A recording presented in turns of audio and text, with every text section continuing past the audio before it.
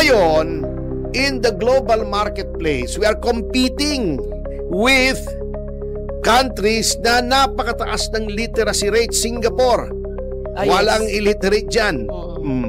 Malaysia, mataas ang literacy rate. Indonesia, mataas. Even Vietnam, tumataas na. China, mataas ang literacy rate. Saan tayo pupulutin dyan pag naghanap ng negosyo yung mga foreigners? Hindi lang foreigners. Baka sabihin nila, ikaw naman umaasa ka sa foreigners. Kahit anong negosyo, kahit ba dito hindi ba kailangan mo literate? Marunong magbasa, marunong mag-spell, tama ang spelling. Anong gagawin mo kung functionally illiterate ka? At semi-skilled ka? Hindi maganda ang magiging buhay mo. Overall, hindi maganda. Ngayon, eto pa. Naging ganito na nga, ang problema, ay nagkaroon pa ng isa pang problema. Tumaas na naman, mga kasama, ang bilang ng mga pamilya na sila mismo ay nagsasabing sila ay mahirap, o yung tinatawag na self-rated poverty. 50% na. Grabe, nakaka-alarma na to, Ma'am Jubes, Opo. Sinasabi ng 50%, kalahati ng mga Pilipino, sinasabi sila ay mahihirap. Pambihira. See? Bakit walang naniniwala? Bakit? Ayaw nilang maniwalang marami ang naghihirap. Si Lani Gadon lang yun, di ba? Sinasabi niya. Hindi daw totoo, ilusyon lang daw. Yun nga. Kasi ang dami daw nagte-text. Opo. Yun nga. Ang dami nasa Starbucks. Di ba? Ito na nga sinasabi. Yun. Yung nagsasabi nito, yung latest self-rated poverty, ang nagsasabi nito ay 14.2 million. Grabe. Ang sinasabing sila ay mahirap. At ang pinakamataas nito ay sa Mindanao.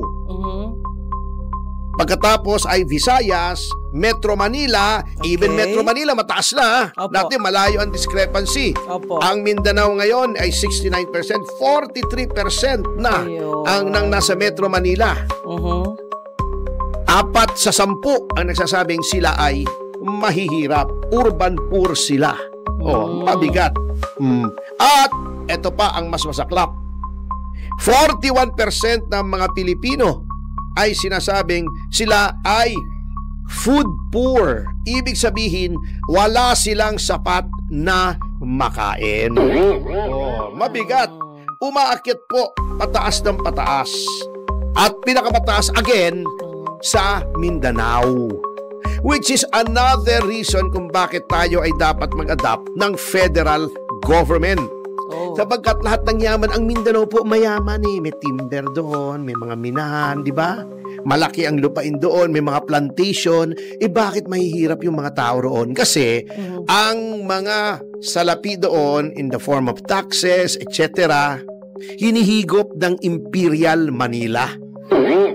Parang dito yung sentro ng Pilipinas na hindi naman dapat mangyari. Sapagkat ang Pilipinas ay hindi lang Metro Manila, kalat yan. May Metro Cebu, may Metro Davao, merong Mindanao, malalaking mga city dyan, malalaking mga lupa dyan. Di ba? Mabigat. What's good in about federal government? Anyway, tinatanong mo kung ano yung advantages ng federal system. Ang federal system kasi nade-decentralize yung government. How? Hindi, kasi lahat dito ngayon, di ba, nasa Manila.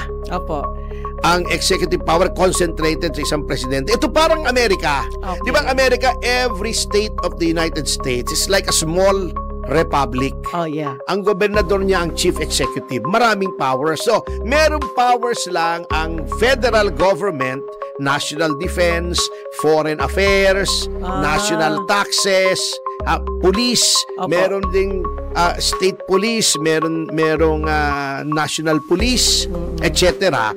most of the powers ay binibigay na doon sa mga regions, kung region yan, Opo. nga may regional governor, sapagkat alam noong kanya-kanyang region kung anong kailangan niya. Ayun. Ang nangyayari kasi ngayon, babayad ka ng tax, pupuntang Maynila, then manghihingi ka pa sa Maynila para yung pambayad, pantustos mo sa mga kinakailangan mo, papatunayan mo pa sa Maynila, ito kailangan ko Oo. dito sa Bicol region, kailangan ko dito sa Mindanao region, etc.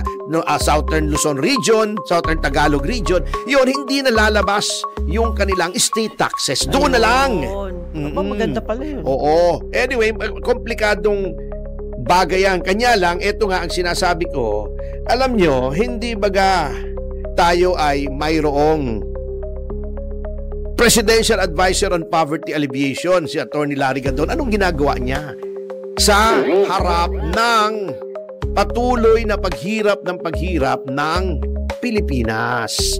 Ang ginagawa niya, binabatikos niya yung Korte Suprema.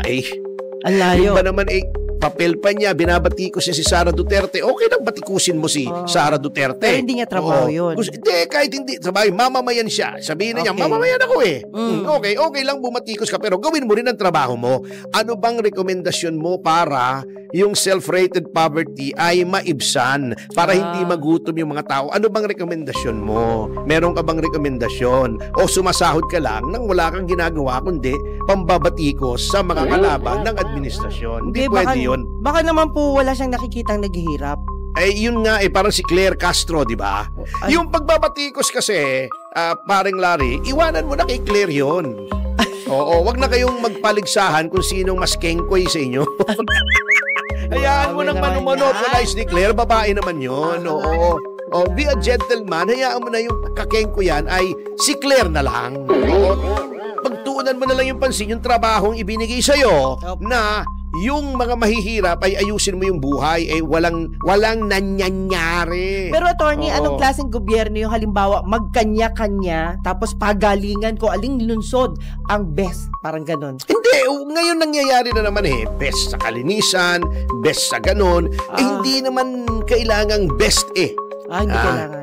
Walang best dito. Ang best kung federal government is what best works for you. Kasi ang tingin ng Maynila, ito ang kailangan mo, hindi naman yun ang alam mong kailangan mo. Kasi ikaw mismo nandun nakatira Diba? Okay. Parang nasa Amerika yung nanay mo, sasabihin, ito, magpapadala ako ng pera, ito, bilhin mo, itong bilhin mo. Hindi ko naman ganun kailangan pala. ng damit Kailangan ko ganito. Ayun. Bibili ka ng sasakyan, hindi ko kailangan ng sasakyan, mahal yan. Kailangan ko, pang matrikula. Ayun. Hindi nila alam masyado since wala naman sa Mindanao ang central government, hindi naman lagi nandoon ang legislature. Okay. Ang legislature ay narito sa Okay. Maynila, sa Kalakhang, Maynila. Opo. Nandito ang executive, nandito lahat ng ahensya ng gobyerno. Bagamat may mga sangay sila roon, ang decision making ay narito. Narito, ayun. Yun ang mabigat. Kaya dapat federal talaga. Yung ganitong klaseng bansa na archipelago, na hiwa-hiwalay tayong mga isla, more than 7,000 islands. Yeah. 1,700 daw sabi ni Lenny Robredo, maniga tayong bilang niya. O baka pagkatapos ng 1,700, napagod na siya. Tama na, okay na yan. 1,700 na lang yan. Ayos na yan. Carried na yan. Anyway, dapat iba-iba Opo. Yung kailangan ng Bicol, halimbawa, ng Ilocos. Ano bang ginagawa sa Ilocos? Usually, tabako yan di ba? Opo. O sa Bicol din, iba yung industriya rito. Ayun. Alam namin kung anong kailangan namin. Opo. Yung gobernador namin taga rito, alam niya kung anong kailangan niya. Ayun. Dapat bang magmakaawa pa siya sa Maynila na ibigay yung kailangan ng kanyang rehiyon, ng kanyang lalawigan? Opo. Alam na niya, dapat nandun na sa kanya yung pera, implement na niya. Ayun, Matagal dapat. pa di ba? Yun na. Problema talaga yan. Yun na nga ang dapat.